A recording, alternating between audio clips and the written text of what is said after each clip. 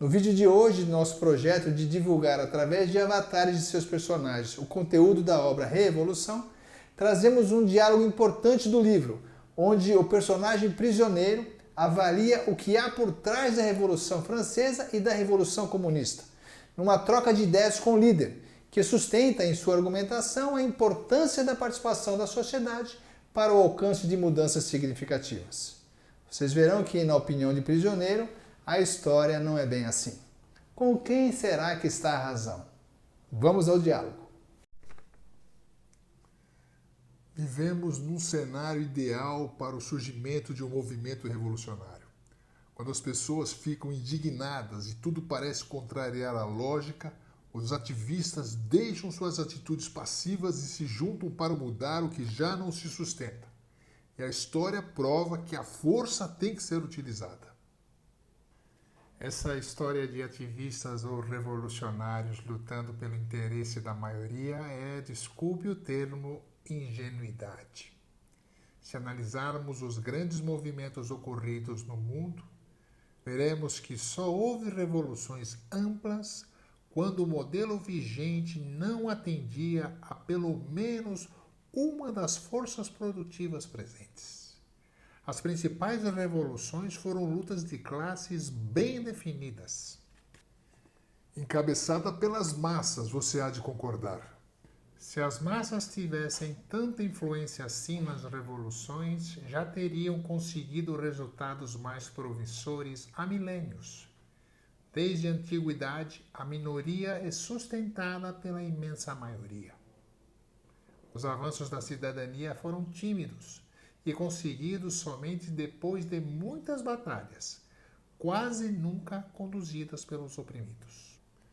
E o que você tem a dizer da liberdade, igualdade e fraternidade que o povo francês impôs aos nobres e exportou para o mundo? Seu exemplo ratifica tudo o que estou falando. Liberdade, igualdade e fraternidade para quem? Para a burguesia, ou seja, para uma classe que se fortaleceu, acumulou recursos e que não tinha direitos garantidos pela legislação da época. Era a luta pela sua sobrevivência. Ou a burguesia derrubava o regime ou era oprimido por ele. Mas o povo foi às ruas. Veja quem foram os beneficiados. Derrubou-se o privilégio do nascimento e criou-se o privilégio do dinheiro, ou de quem o possuía. Certa vez, eu li um texto escrito pelo abade Sieyès, uma das figuras mais interessantes da Revolução Francesa, onde ficava claro o que a burguesia queria e o que motivou a encabeçar o movimento.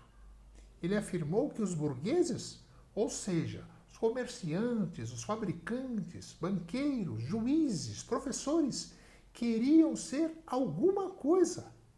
Ser alguma coisa. Você consegue entender a profundidade dessa afirmação? Eles não tinham direito de fato.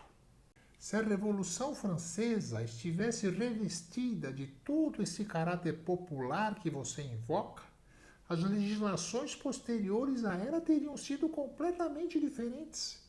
O Código Napoleônico, por exemplo, com mais de 2.000 artigos, reservou apenas 7 para regular questões de trabalho e mais de 800 para proteger a propriedade privada, a propriedade da burguesia, sem contar que as greves e as organizações sindicais eram proibidas, enquanto se permitia a criação de associações de empregadores. A Revolução da França foi a pá de cal no feudalismo e marcou o surgimento do capitalismo. O sistema que acabou se transformando na causa de todas as coisas ruins que estamos vivenciando. E se você pegar os textos de Karl Marx, verá que ele também defende a revolução como meio de conseguir a mudança. Só para não perder o raciocínio, acrescento que o período anterior à Revolução Comunista também se encaixa no modelo de cenário propício às revoluções de que lhe falei há pouco. Com o crescimento da massa de trabalhadores, advindo do processo de industrialização, criou-se um conflito de classes entre os que detinham o capital e os que não detinham. O movimento proletário buscou derrubar um modo de produção vigente para substituí-lo por outro. O comunismo foi para o capitalismo o que o capitalismo foi para o feudalismo. Pelo menos em algumas partes do mundo, mais especificamente no leste europeu. Você consegue entender que há lógica por trás de uma revolução? Continue acompanhando essa sequência de vídeos sobre a divulgação do conteúdo do meu livro Revolução, sendo um seguidor de nossa página no YouTube, @WalterNunesX. E caso tenha interesse em ler o livro, ele pode ser encontrado no formato e-book no site do amazon.com.br por apenas R$20. Ajude-me nesse projeto de divulgação do conteúdo da obra Revolução. Forte abraço!